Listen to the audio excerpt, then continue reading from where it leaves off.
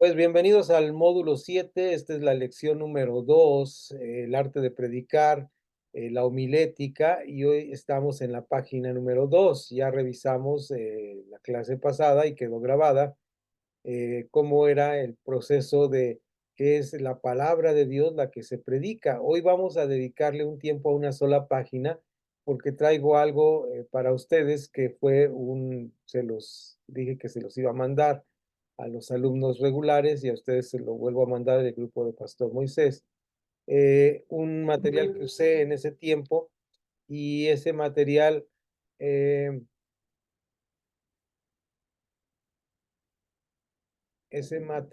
que tenía ahí está listo para usarse. Quiero manita arriba, dedito arriba, los que ya tienen el manual, y si para poder arrancar en la página 2, si ya lo están tratando de localizar, por favor.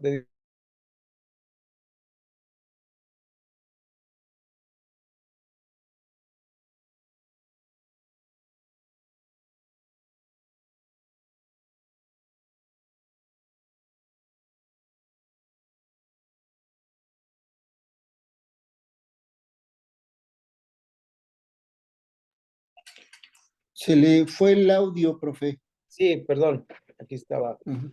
Ok, entonces ya vi algunos deditos. Pero Gracias, pastor. es el manual que dice homilética, ¿verdad? Exactamente, el manual que dice homilética, ¿Mandé? la página 2. Ya lo empezamos a Ok. ver en la clase pasada, pero para enlazarnos bien con esta clase, lo repito, el primer punto que dice es una predicación, no una plática, charla formalizada. Es pregonar públicamente un mensaje como un heraldo, y ahí vimos la palabra queruso, y esta palabra queruso es la palabra griega para quien proclama públicamente, así como los que decían, ya llegó el rey, de esa manera, ¿no? Y decía que de ahí viene la palabra, en teología, que es la palabra querigma. Decimos nosotros que tenemos un mensaje querigmático. Esta palabra se encuentra en el libro de Mateo capítulo 4, antes del Sermón de la Montaña, cuando Jesús dice, recorriendo las regiones de Galilea, los repito de memoria, si tengo un error me corrigen, y dice, predicando en la sinagoga de ellos, ¿verdad? Enseñándoles, es la siguiente palabra, que es la palabra didáctica, y también sanando, que dijimos que era la palabra sanación. Eso ya lo vimos en la clase pasada, pero lo conectamos aquí para que lo tengan. Ahora sí vamos a arrancar con nuestra clase en la parte 2, que dice, el mensaje es personal, depende de un personaje, una personalidad y una persona. Estas tres palabras son súper importantes que las entendemos. Cuando nosotros entendemos la estructura de lo que es un mensaje, entonces tenemos mayor facilidad de dar un sermón, de hacer un bosquejo, de estar atentos a escuchar la palabra de Dios. Entonces, ahí está ese mensaje que tiene que tener estas tres partes importantes. El personaje, una personalidad y una persona. Vamos a analizarlos parte por parte, eh, como siempre, apoyándome porque la garganta se me seca muy rápidamente. Y vamos apoyándonos en la parte de lectura de ustedes. No sé si Arturo lo tiene a la mano o está en posibilidad de leer o no. Si no, pido auxilio a Manuel. Sí, adelante. Voy a pedir entonces si lo prepara la inciso A, el inciso B lo prepara Manuel, y el inciso B si lo prepara el pastor Abel, si tiene el manual a la mano y lo puede hacer, si no ahorita lo resolvemos de otra manera. Después de la lectura de Arturo, Sí, el personaje de la predicación es Cristo. no, usted le toca, por favor, ese lo va a leer Arturo. Luego, la personalidad, que es la letra B, el pastor Abel, y la letra C, si le es posible, la persona, el pastor Manuel. Así nos vamos en ese orden. Bienvenido, pastor Moy. Sé que a lo mejor no más puedes escucharnos, pero bienvenido. Bendiciones, sí. Dios les Bendiciones. bendiga a todos. Gracias, pastor. Mientras leen, yo voy a comer una pastillita. Ok, adelante, por favor, Arturo. Sí. Ah, Dice, el personaje de la predicación es Cristo. Toda prédica tiene un carácter cristológico. Él es el mediador del nuevo pacto y sin él no habría predicación, porque no habría salvación. Si es cierto que el Espíritu Santo ha ungido al predicador para predicar de Cristo, también es cierto que el Espíritu Santo glorifica a Cristo mediante el predicador. gracias, pastor. En este sentido, el personaje, ¿quién es Cristo. Nuestro enfoque bíblico debe ser siempre cristocéntrico. Voy a poner un ejemplo de un pequeño bosquejito, muy pequeño bosquejito, porque es un devocional de 15 minutos que voy a dar en una conferencia que se va a dar en la Ciudad de México. Me tocó el día jueves dar la charla. Hice un bosquejo de 15 minutos y el versículo clave es el Salmo 23, el Señor es mi pastor y nada me faltará, pero sobre todo la segunda parte que dice confortará, estoy citando de memoria, si lo cito mal, por favor, corríjanme, confortará mi alma, me guiará por sendas de justicia, por amor a su nombre. Estos tres me da 3 puntos, porque es un sermón temático, voy a hablar del tema de la justicia y cómo ejercemos la justicia. Vean cómo estoy haciendo ya un bosquejo de la predicación. ¿Se dan cuenta? Entonces, voy a hablar de la justicia, voy a hablar de lo que es el confort del alma, voy a hablar sobre lo que es la justicia y ah, la parte final del Salmo. Vean ustedes, lo voy a tomar de esta manera, ¿no? Confortará mi alma, me llevará por sendas de justicia y por último, ¿qué es amor a su nombre? ¿Qué es amar el nombre de Dios? Este es un mensaje en el Antiguo Testamento, en el libro de los Salmos. Sin embargo, tiene una referencia directa, lo cito de memoria, también a San Juan capítulo 16, donde dice, en el mundo tendréis aflicciones, pero confiad, yo he vencido al mundo, ¿verdad? Confiar. La palabra confiar es la parte clave que nos une a la visión cristocéntrica de la historia. Es decir, el fin de todo es la confianza que tenemos en Cristo como Salvador para saber que no importa las tormentas que vengan. Ya, les di mi sermón en un minuto, que va a ser un sermón de 15 minutos. Excelente. Pero se dan cuenta cómo nos da un ejemplo que el personaje a predicar siempre es Cristo. Eso es importante. ¿De acuerdo? Bien. ¿Alguna duda de aquí? Levanta la mano si hay alguna duda, por favor, o queda claro quién es el personaje. ¿Mm? Y ya vimos un pequeño bosquejito de 3 puntos de un sermón temático. Uh-huh. Y este sermón temático, ¿cuál era su objetivo? Hablar de la justicia que se da por medio de que el Señor conforta nuestra alma, si somos salvos, ahora somos llamados a ser justos y como justos glorificamos el nombre de Dios. Glorificamos el nombre de Dios y esto no sería posible sin la obra redentora de nuestro Señor Jesucristo. Bien, si hay dudas sobre este punto, levante la mano. Vamos a ir viendo punto por punto. ¿Quedó claro? Bien, dedito arriba. Vamos adelante con la clase. Del punto número 2, la letra B, la personalidad. Por favor, Pastor Abel, ¿nos lee esa parte? Pastor Abel. Sí, sí.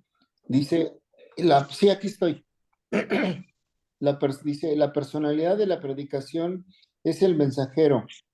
La verdad de Dios es entregada por el instrumento que es la personalidad humana. La personalidad no debe brillar tanto que no se vea el personaje, que no se ve el personaje.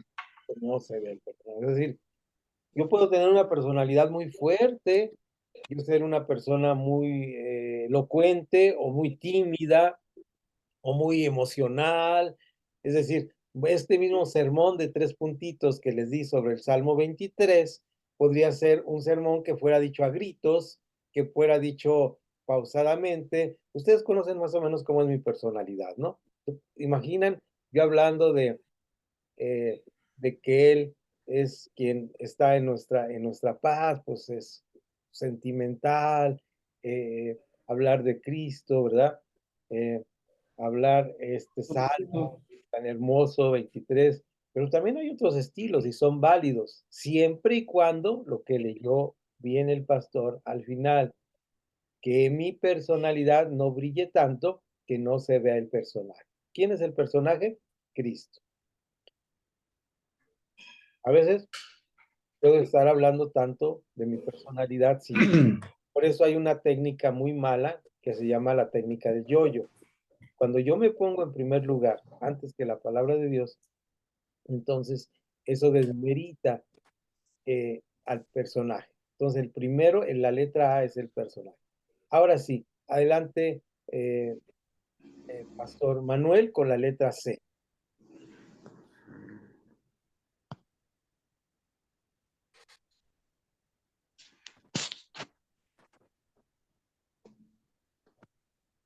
¿Sí, Pastor Manuel? ¿Sí me escuchan ahí? Ahí estás, Pastor. Ahí estás. Ahora.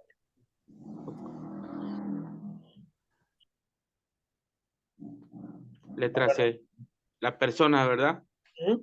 Sí. Dice, es el oyente, la persona es el oyente, hay una relación de tú y yo entre el predicador y el oyente. Es la mejor forma cuando la persona siente que el predicador está hablando específicamente a ella.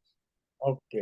Es cuando nos identificamos, nos enganchamos con la persona y de esta manera la persona está escuchando la palabra y está escuchando cómo nos está guiando la palabra de Dios de alguna manera a engancharnos con la persona, cuando enganchamos con el oyente, cuando el oyente está atento porque le está interesando.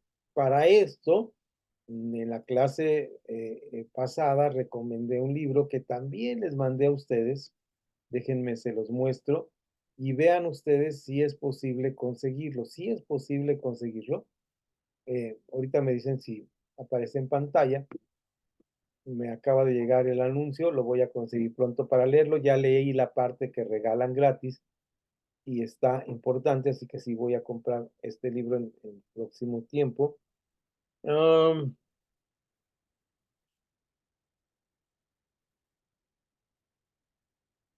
Dejen ver,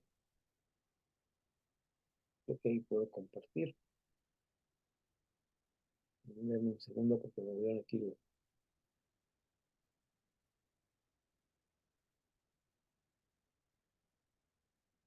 Ahí está. Perfecto. Ahí me ponen dedito arriba si están viendo mi monitor, mi pantalla. Ok, gracias. Entonces, bueno, está mal escrito aquí. Es se comió letras el, el, el traductor del libro porque lo pasé a Word, pero es un libro de Jeff, perdón, Jeff, y se escribe así, Jeff New, así como está, se pegó, se paró estas dos letras, Jeff se escribe así, nuevo se escribe así, ¿ok? Entonces pronuncia Jeff, pero copienlo así,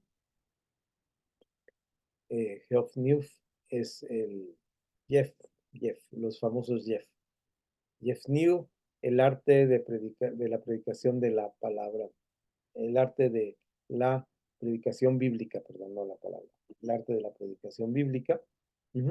Es un buen libro, está en Amazon y seguramente en algunas librerías. Yo creo que quien tiene esta editorial es la librería donde he ido con Pastor Moy. Él les puede indicar cómo llegar. Está sobre Calzada de Tlalpan, ¿no? Papyrus 53.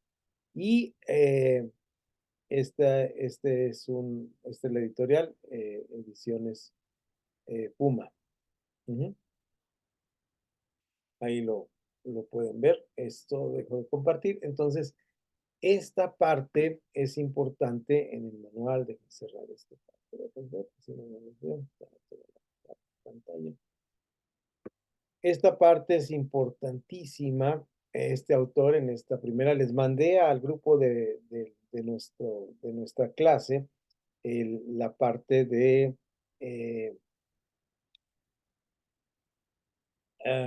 del primer capítulo, hasta el primer capítulo del libro, y ahí dice bien clarito cómo es importante que el autor reconozca que el autor reconoce, perdón, el autor reconoce, es importante que el autor reconoce que es importantísimo que el mensaje sea atrayente para el oyente, para quien lo escucha, le llegue la palabra de Dios realmente a su corazón y a su vida.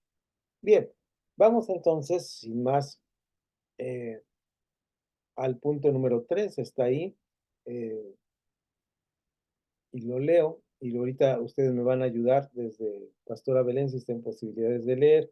Busca Hechos capítulo 2, verso 37 al 41, es medio extenso. Luego Pastor Manuel, Hechos 19, seguimos en Hechos 26, versículo 26, y mismo Pastor Manuel, eh, eh, el 20, capítulo 20, versículo 31. Y luego, por favor, ahorita repito para que no se confundan, por favor, Arturo me va a leer segunda a los Corintios capítulo 5, verso 11, 14 y 20. Vamos a ver esta parte, la predicación es persuasiva. ¿Qué es persuasivo? Alguien que le mueve algo. Una predicación que no mueve a nada, pues es una bonita charla, una charla motivacional, pero si no mueve a un cambio en nuestra vida, estamos mal. Y por último, vamos a ver Judas, que tiene un solo capítulo, Judas, versículos 22 y 23.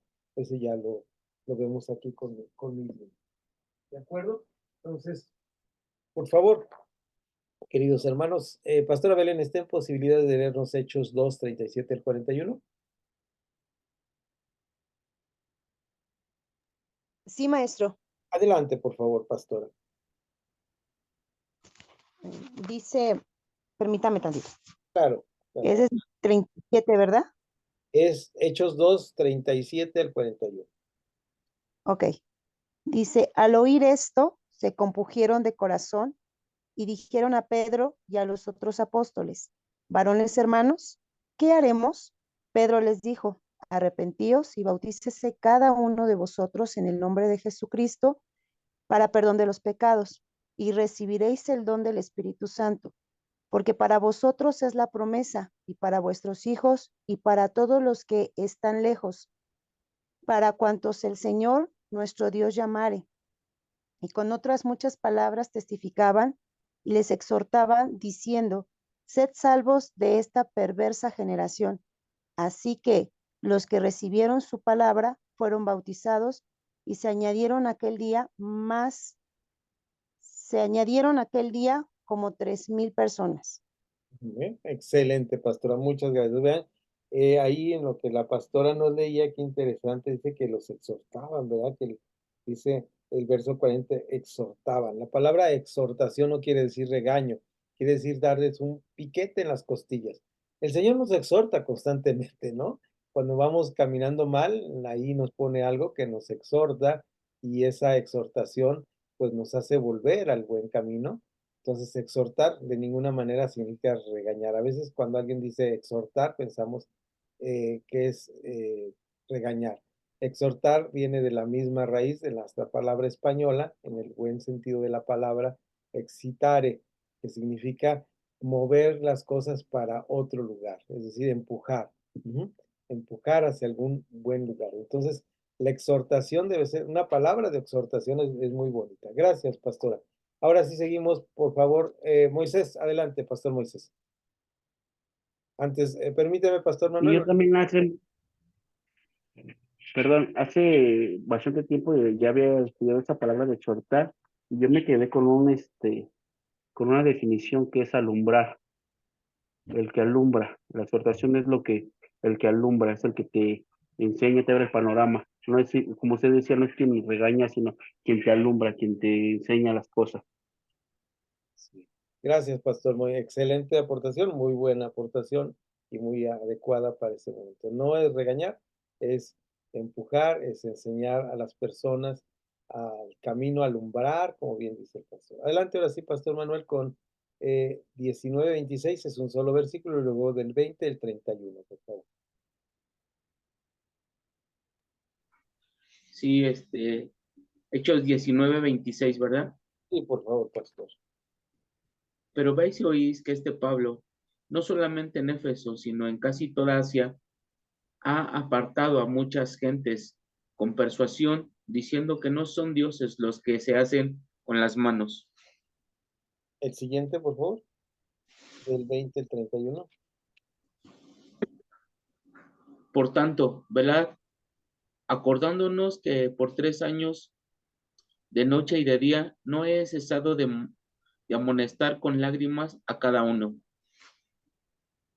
Ahí están las dos palabras, amonestar, persuadir, exhortar, es lo que tiene que tener la predicación, ¿no? Y ahora sí nos vamos a la carta que le escribe Pablo a los Corintios, la segunda carta a los Corintios, en el capítulo 5, y son los versos 11, se los di ¿a quién se los di? ¿A Pastor Abel?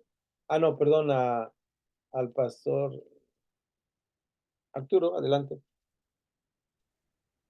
Dice, conociendo pues el temor del Señor, persuadimos a los hombres, pero a Dios les es manifiesto lo que somos, y espero que también lo sea vuestras conciencias.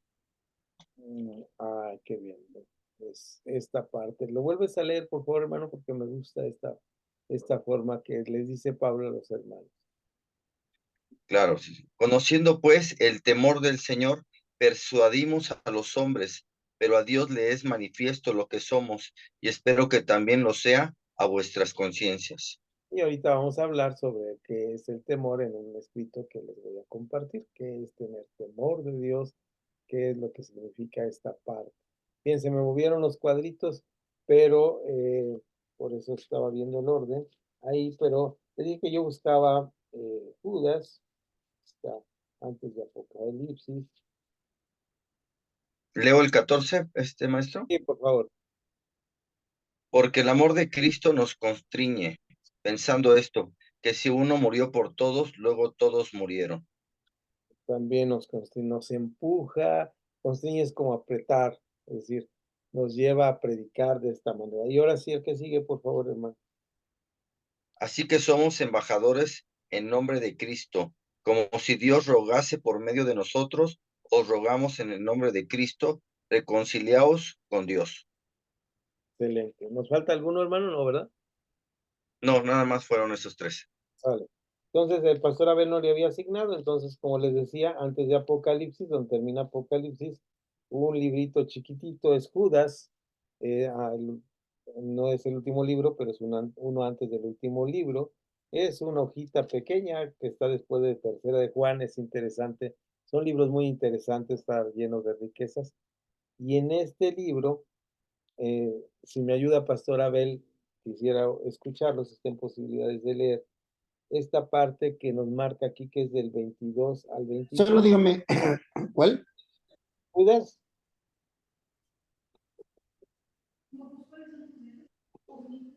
Judas, 22 y 23. Judas 22. Ajá. Se le, 22 y 23. Sí, por favor, los versículos 22 y 23. Dice, algunos que dudan, convéncelos.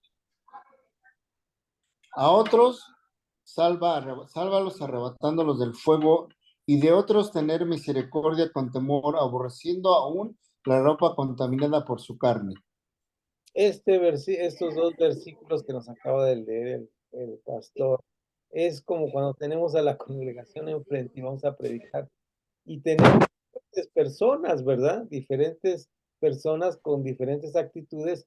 Algunos necesitamos, fíjense, convencerlos, a otros hay que salvarlos, a otros al arrebatarlos del fuego, a otros tener misericordia haciendo, es decir, sabemos que están pecando, sabemos que están en pecado, pero debemos tener misericordia de esas personas para que tengan la oportunidad de acercarse nuevamente a Dios. Este versículo es muy impactante para los que predicamos.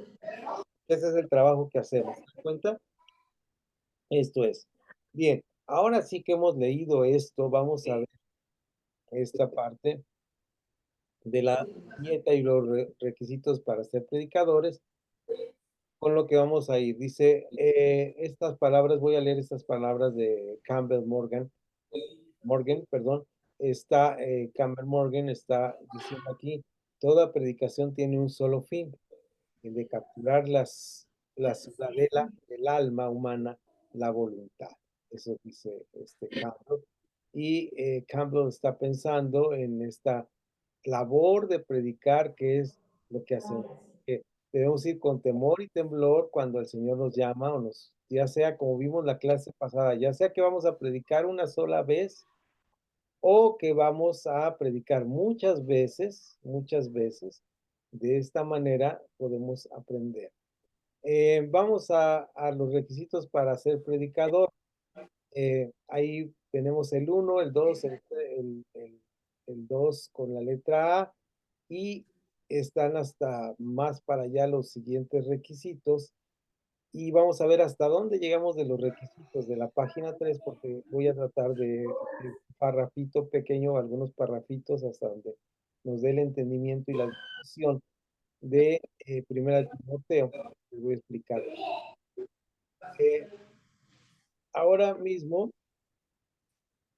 vamos a este primer punto. Dice, haber tenido una experiencia profunda de conversión, haber reconocido que Jesús no solo es Salvador, sino el Señor sobre todas las cosas.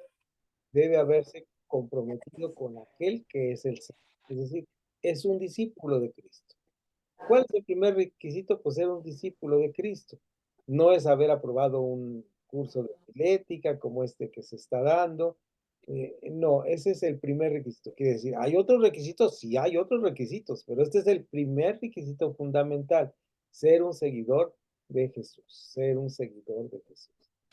El siguiente también es tener madurez espiritual. El predicador no debe ser un neófito, ¿no? ¿Qué es un neófito? La palabra neófito está emparentada con la palabra nuevo, ¿verdad? Nuevo neófito. Un neófito no es el que no sabe, es el que está empezando y por eso no sabe, ¿verdad? A veces en el diccionario se utiliza la palabra, perdón, en el diccionario no sé cómo lo ha definido, pero a veces en el lenguaje popular se define la palabra neófito como el que es ignorante. No, no es un ignorante, es alguien que ignora porque es nuevo y por eso aún no sabe. Entonces, no podemos poner a predicar a una persona que apenas va empezando en el Evangelio y no es apto para esto.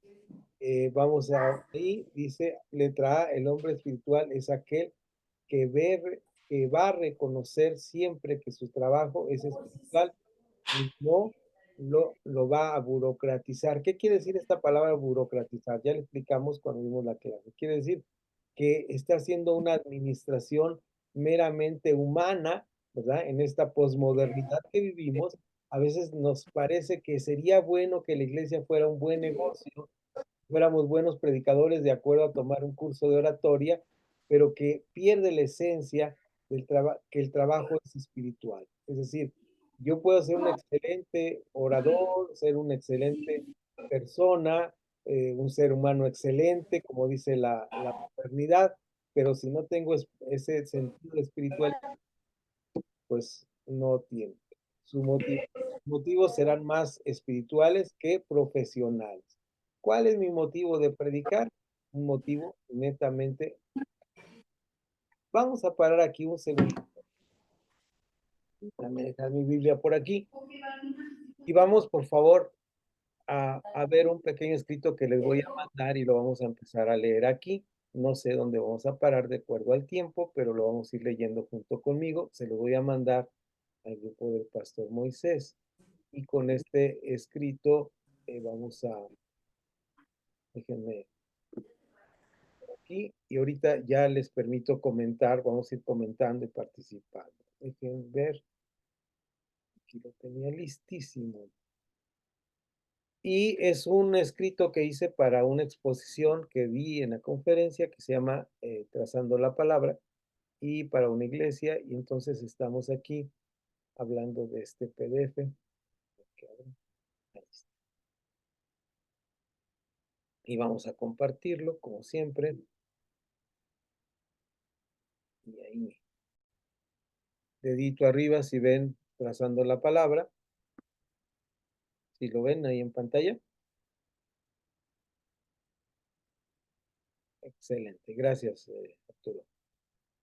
Dice, trazando la palabra, no voy a aburrirlos leyendo mucho, solamente es un pequeño resumen que ya les he compartido, lo he compartido con el grupo, pero que quiero releer aquí para que quede grabada esta clase, que se perdió, no estaba grabada, y la necesitamos en nuestro acervo de clases. Dice, trazando la palabra, breve comentario de la segunda carta de Pablo a Timoteo. La segunda carta a Pablo a Timoteo es muy interesante. Ahora, esta predicación no es temática como la anterior, sino es una predicación expositiva. Estoy exponiendo lo que pienso sobre la palabra de Dios. Tiene las mismas bases, tiene las mismitas bases que en un sermón temático, es decir, se basa sobre la persona, el personaje, la persona y a quien entregó el mensaje. Sin embargo, la manera de desarrollarlo es distinto porque ahora expongo sobre todo un libro, es decir, leo un libro pequeño, creo que se llevan 5 o 10 minutos en leer el libro de Segunda Timoteo y esta manera alguien pone énfasis en algunas partes. Dice breve comentario de la segunda carta de Pablo a Timoteo. Como comunidad de fe, aceptamos que la Biblia es nuestra autoridad para la fe y la vida, interpretando juntos bajo la guía del Espíritu Santo a la luz de Jesucristo para discernir la voluntad de Dios y obedecer. Está la referencia donde tomo la cita, que es un autor. Dice, el presente comentario surge de la necesidad de mi propia conferencia, de mi propia denominación de comunidades cristianas, debo elaborar un pequeño manual de cómo predicar eficazmente.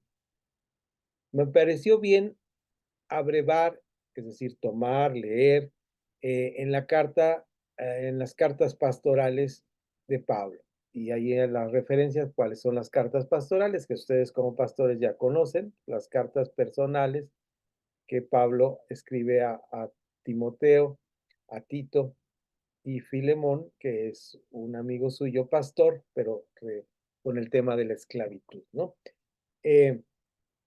Al releer esta sección de la Biblia como un conjunto, me di cuenta de que la segunda carta a Timoteo era en sí un manual para el discípulo Timoteo de cómo llevar a cabo su tarea con, con un énfasis en la predicación. Naturalmente yo lo escribí para tener una relación, no lo iba a leer en la conferencia, sino lo iba a platicar para que no se pareciera, pero es mi guión para hacer un sermón expositivo. Es clarísimo que todas estas misivas personales estaban impregnadas de la pastoral que podía explicarse como afecto, es amor fraterno y cuidado por el discípulo que que espera llegar a tener la visión suya, hablando de Pablo, ya que el tiempo de la partida de Pablo está ya muy próxima. La pastoral es resumida muy bien en el primer párrafo del primer capítulo de esta segunda carta. Y aquí hacemos una nota para la conferencia.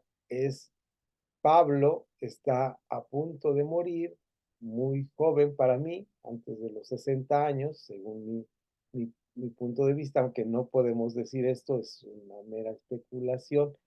Y él está ahí en esa situación de decir, híjole, ya estoy aquí yendo al patíbulo, que es donde me voy a morir, ¿y qué hago?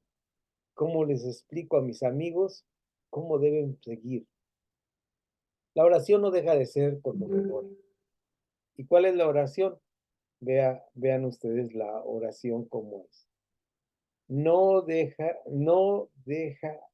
oración no deja de ser conmovedora. Perdón, se me borró las letras ahorita. Aquí a la manera de mover mi pantalla. Dice a Timoteo, amado hijo, gracia, misericordia y paz de parte de Dios, el Padre y de nuestro Señor y de Cristo Jesús nuestro Señor. Y me he acordado de tus lágrimas y deseo verte para ser lleno de gozo. Qué pastoral está ahí Pablo, ¿no? Y ahí hago la cita que es referente a los versículos que están. Así que podemos decir que sin un corazón pastoral como el de Pablo, nuestros sermones serán áridos. Así podemos decir como instrucción en este tema. El inicio de una predicación es desde la pastoral. Vuelvo a leer este párrafo que es importante. Así podemos decir como introducción a este tema, el inicio de una buena predicación es desde la pastoral. Cuando yo tengo un corazón sensible, es cuando yo tengo una buena pastoral. ¿Mm? Y aquí es donde el tema que les dije que íbamos a tocar, un temor reverente. No está mal reconocer que cuando nos invitan a compartir la palabra sentimos un temor reverente, ya que conlleva una gran responsabilidad. Este temor reverente debe ir acompañado de la seguridad del lugar que por su gracia nos da Dios. Y esto es el privilegio de ser conformados para ser el instrumento de comunicación por pura gracia. Pablo lo plantea de la siguiente manera en el mismo capítulo. Por esta razón te vuelvo a recordar que avives el don de Dios que está en ti por la imposición de mis manos, porque no nos ha dado Dios un espíritu de cobardía, sino de poder, de amor y de dominio propio. Por lo tanto, no te avergüences de dar testimonio de nuestro Señor, ni de mí, prisionero suyo. Más bien, sé partícipe conmigo de los sufrimientos por el Evangelio. Según el poder de Dios, fue Él quien nos salvó y nos llamó con santo llamamiento, no conforme a nuestra obra, sino conforme a su propio propósito y gracia, la cual nos fue dada en Cristo Jesús antes del comienzo de los tiempos y ahora ha sido manifestada por la aparición de nuestro Salvador Cristo Jesús. Él anuló la muerte y sacó a luz la vida, la inmortalidad por medio del Evangelio. Imagínense, hago una interrupción a la cita que estoy haciendo de Pablo. Imagínense un hombre que está sintiendo que su tiempo llega al final y dice la inmortalidad por medio del Evangelio, el cual ha sido puesto como, del cual he sido puesto como predicador, apóstol y maestro. Por esta razón, padezco estas cosas en la cárcel, pero no me avergüenzo porque yo sé a quién he creído y estoy convencido de que Él es poderoso para guardar mi depósito para aquel día. La cita y pasamos al siguiente punto. Nuestro llamado es proclamar. Ya entramos a la parte de proclamar. Les mando este mensaje. Qué gusto compartirlo ahora con ustedes. Se dan cuenta que el primer mensaje temático que dimos fue un mensaje con puntos temáticos, ¿verdad? El que fue del Salmo 23. Ahora estamos dando un sermón expositivo donde mi propia personalidad, sí hago énfasis, hago ahí adelante, ya no sigo leyendo porque dije que era el tiempo que iba a leer, hago una acotación de mi parte sobre cómo recibimos el texto griego, porque empiezo a hablar de palabras griegas para que la gente entienda, pero no hago demasiado énfasis en mi persona, sino el primer plano está visto por la lectura de la palabra de Dios. Esto se llama un texto expositivo. Por eso Luis Palau, un gran predicador de nuestros tiempos, dijo una ocasión, ¿cuántos años desperdicié predicando sermones temáticos, siendo tan hermosos los sermones expositivos? Uno se queda satisfecho cuando da un sermón expositivo y está a gusto con todo. Bien, pasamos entonces ya a la parte, en este momento pasamos a la parte en nuestro manual. Dejen ver porque lo perdí por aquí, pero ahorita lo encuentro. No sé en qué momento lo cerré, pero aquí está. Y aquí está el manual.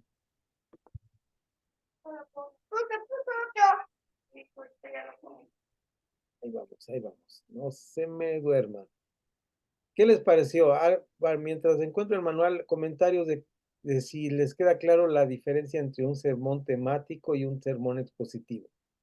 ¿Cuál sería la diferencia entre un sermón temático y un sermón expositivo? Pueden abrir sus micrófonos para mencionar. ¿Quién quiere ayudar? Aquí no hay respuestas correctas. Recuerden que en nuestra clase nunca hay respuestas correctas o incorrectas, solamente son opiniones.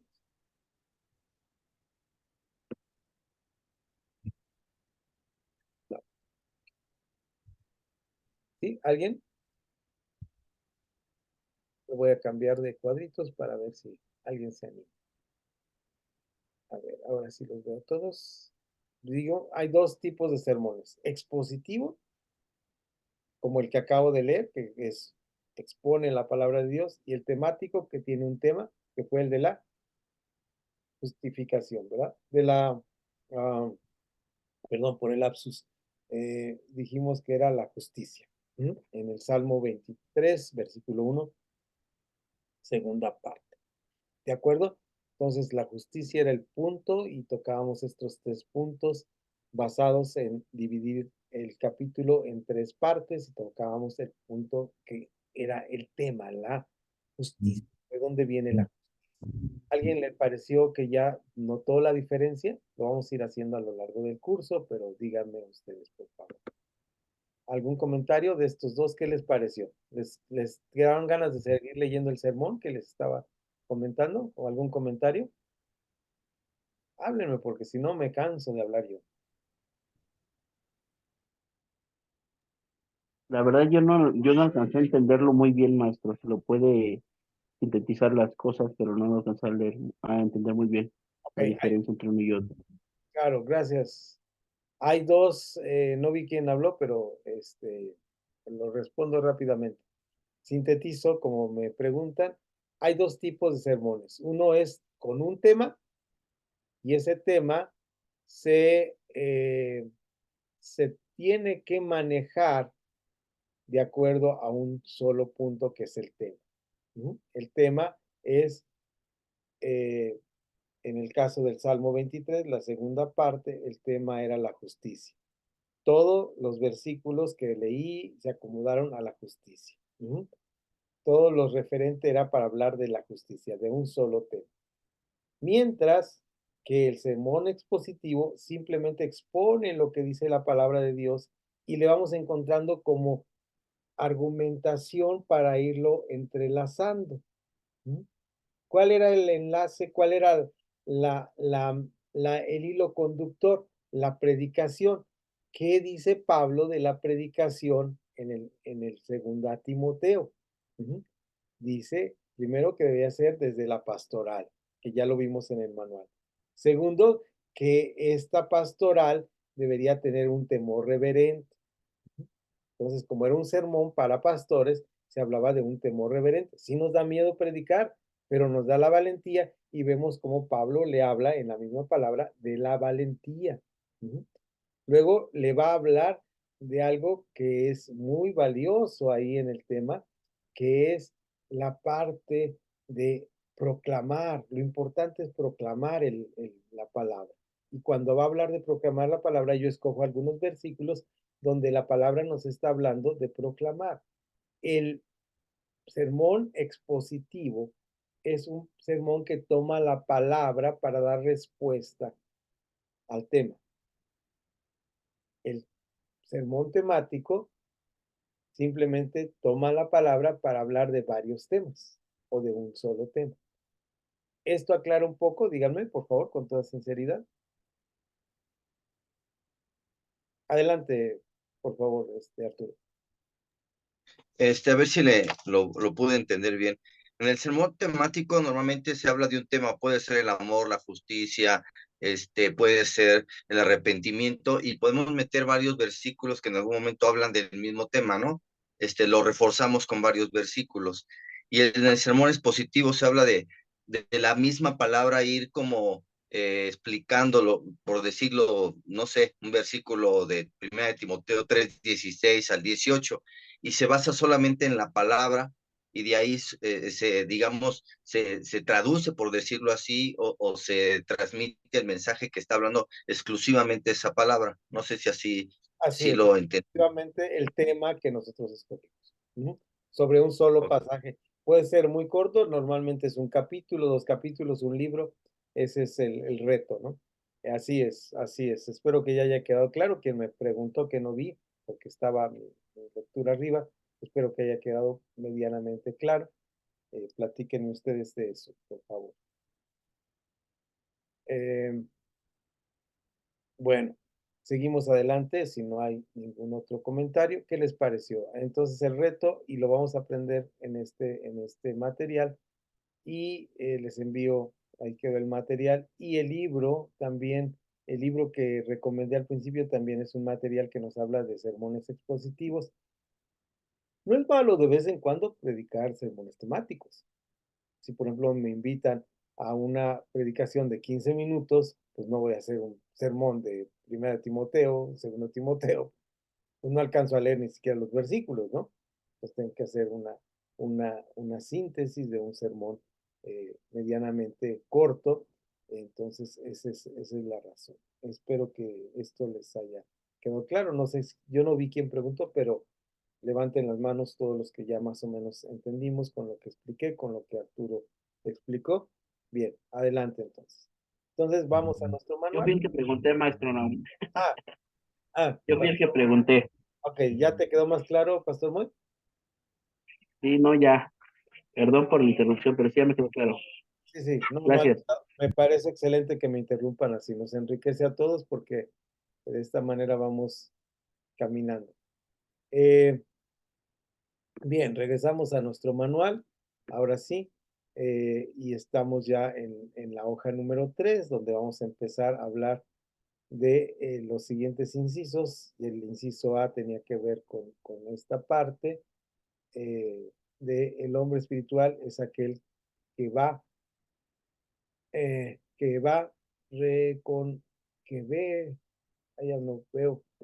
El hombre espiritual es aquel que va a reconocer siempre que su trabajo es espiritual y no lo va a burocratizar. Ya lo había leído, ¿verdad? Sus motivos serán más espirituales que profesionales. Y ahí fue donde leí la parte del sermón que les había dicho. Ahí lo tenía incrustado. Ahora sí, el hombre espiritual es aquel que sigue el ejemplo de Cristo. No puede predicar un mensaje cristocéntrico si no está comprometido con Cristo. Eso ya también lo explicamos en la lectura que hicimos. El hombre espiritual lleva una vida irreprochable. Vamos a 1 Timoteo 5:7 y 22 y 4:12. Ilustración de reloj. Bueno, vamos a ir rápidamente. ¿Alguien me ayuda con los versículos? 1 Timoteo 5:7 y 22 y 4:12.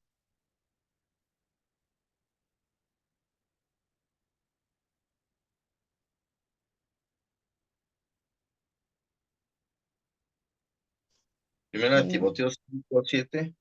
Sí. Mandad también estas cosas para, que sean irreprensibles. Manda también estas cosas para que sean irreprensibles. Ahora el verso 22, por favor, mi estimado Arturo, y luego 4:12. Te regresas. No impongas con ligereza las manos a ninguno, ni participes en pecados ajenos. Consérvate puro. Entonces el hombre espiritual debe ser irreprensible. El ejemplo del reloj dice el reloj en la torre. ¿Te acuerdan que antes en los pueblitos había un reloj en la torre y este marcaba el tiempo para los lausantes? Es decir, el predicador es el reloj de la congregación. Muchas personas regulan su vida según sus indicaciones, es decir, somos llamados a ser ejemplos según 1 Corintios 4:16. Y ese sí Es un bonito versículo de esta hermosa carta a los Corintios, donde 4 dice, así pues, ténganos los hombres por servidores de Cristo y administradores de los misterios de Dios. Ahora bien, se requiere que los administradores, que cada uno sea hallado. Este es lo que nos habla en esta primera Corintios, que seamos hallados fieles. El predicador, dice John Stott, este sí es una bonita oración de don Juan Stott, dice Stott, el predicador no provee su propio mensaje, sino es provisto de él mismo. Si no se espera que el mayordomo provea a los empleados del amo de su propio bolsillo. El predicador tampoco debe proveer el mensaje de su propio ingenio. Está diciendo, haciendo una metáfora, una alegoría que dice el siervo no provee, el mayordomo no provee alimento de sus propios recursos, sino de los recursos del amo. El predicador tampoco debe proveer el mensaje de su propia ingenio. No importa cuán ingenioso sea, debemos encontrar la manera de que el mensaje realmente esté la palabra de Dios más que nuestro propio ingenio, nuestro propio esfuerzo humano. Este punto, esta viñeta es importante. Nosotros somos responsables de que la palabra sea alterada. El mayordomo fiel llegará a saber todo lo que hay en su despensa, la Biblia. Es decir, si un mayordomo es fiel, sabe lo que hay. Entonces, ¿cuál es nuestro trabajo? Pues leer la palabra lo más posible para predicar. Predicar con signo de admiración. La predicación requiere habilidad práctica, no solamente el conocimiento de las reglas. El don de Dios tiene que ser desarrollado. Y aquí, en este momento, donde vamos a ver el propósito de la predicación, es importante hacer este llamado a que tengamos una lectura constante de la palabra para que podamos ser buenos predicadores. Esto no nos va a dar la destreza de predicar, tenemos que practicar y esto nos va a dar tablas y podemos tener la mayoría de nosotros como pastores pues tenemos el Espíritu Santo que nos guía a toda verdad, no tenemos que tener miedo al respecto, tenemos la doctrina de nuestra propia denominación que nos guía a hablar la verdad y no tenemos también el discernimiento para poder saber qué necesidad tiene. Pero en la parte aquí importante es cuando nos dice la despensa llena. Qué difícil es hacer de comer los que somos, tenemos que hacer de comer y llegamos a la despensa y abrimos y solamente hay una lata de atún, ¿no? O solo una lata de frijoles o solo frijolitos o arrocito. Qué bueno es cuando abrimos la despensa y pues hay huevito y hay jamoncito y hay salsita y entonces ya decidimos hacer algo mejor. ¿Qué es tener llena la despensa? ¿Qué piensan que será tener llena la despensa en el aspecto de predicar? ¿Quién quiere opinar? ¿O tiene esta experiencia? Arturo, creo que te lo sé. Sí, pues yo entiendo la parte aparte de tener conocimiento de la palabra, ya tener como predicaciones ya, anticipadas, ¿no? Para cuando se requieran, pues tener de dónde agarrar y no, a veces solo ser como improvisar, ¿no? Sino Sí. ya ir siempre preparado, ¿no? Sí, esa es parte, ¿no? Exactamente. Por ejemplo, yo tengo que decir que a veces flaqueo en esta parte mucho, pero procuro tener una vida constante de oración y lectura. Y tengo mi lectura desde hace 4 o 5 años, cada mes de un libro de la Biblia, y lo leo, lo releo. Eh, a veces tengo maratones de lectura de la Biblia, eh, tengo mi devocional con lectura de la Biblia, en fin, trato de mantenerme. Y cuando estoy leyendo algo, por ejemplo, estaba leyendo San Juan capítulo 14, 15 y 16, yo no sabía que me iban a invitar a una charla, simplemente lo estaba leyendo y ahí salió, es tener algo en el almacén, porque cuando yo lo estaba leyendo, de alguna manera viene a mi mente lo que mi abuela me enseñaba de repetir el Salmo 23 y mi esposa me recuerda y me dice, este versículo que tú mencionaste tiene que ver con el Salmo 23 y ahí va. Adelante, pastora Belén, será gusto escuchar.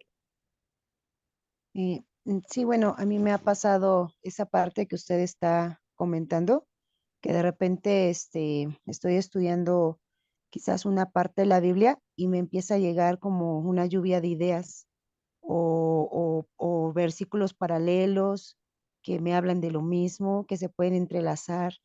O sea, es lo que a mí me ha pasado cuando estoy leyendo continuamente en un tema y de repente quiero sacar un sermón y me llegan esas ideas con otra parte de la Biblia.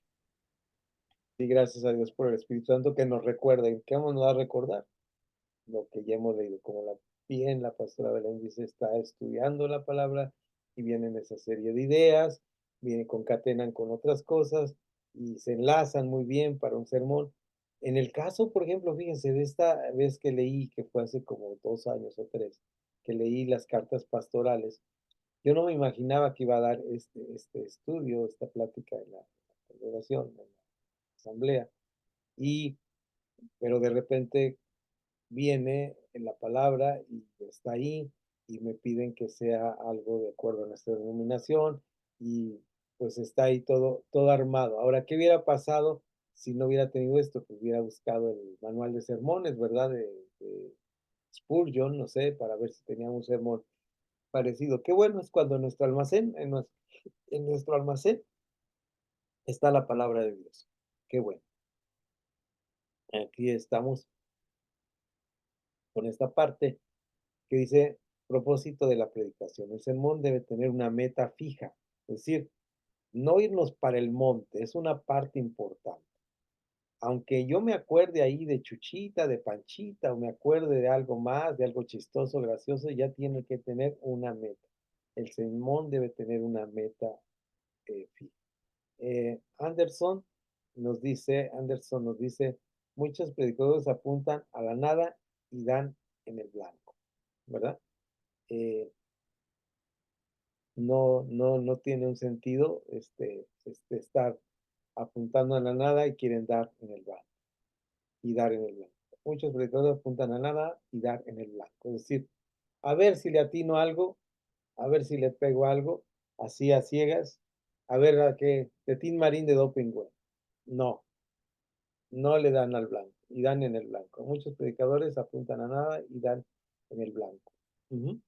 Esa es su apuesta, pues, dar en el blanco sin ir a un lugar. Ahora bien, tenemos que tener cuidado. Aun cuando un sermón sea brillante y bíblico, cuando no tiene un propósito, no vale de nada, dice Robinson. Robinson nos dice esto, fíjense bien, es bien interesante esta parte, hermanos, porque fíjense que siempre una regla bíblica del sermón es la siguiente. ¿Cuál es el propósito de la enseñanza? ¿Cuál es tu propósito de la enseñanza? ¿Uh-huh? ¿Qué es lo que quieres enseñar? Siempre hagámonos esta pregunta. Siempre hay que preguntarnos, ¿cuál es el propósito de la enseñanza? ¿De acuerdísimo? Y los sermones deben apuntar a dos propósitos generales. Ya lo vamos a ver en la siguiente clase. Ustedes que ya tomaron este curso y que están aquí apoyándome para grabar esta grabación, lo pueden revisar en el manual que les acabo de mandar. Los hermanos que continuarán lo verán en la clase número 3. El sermón debe apuntar a dos propósitos generales: evangelización y edificación. Y Señor, bendice esta palabra y Señor, tú sé quien nos enseña a ser mejores predicadores y predicar con nuestro ejemplo primeramente y tu palabra con toda verdad. En el nombre de Jesús terminamos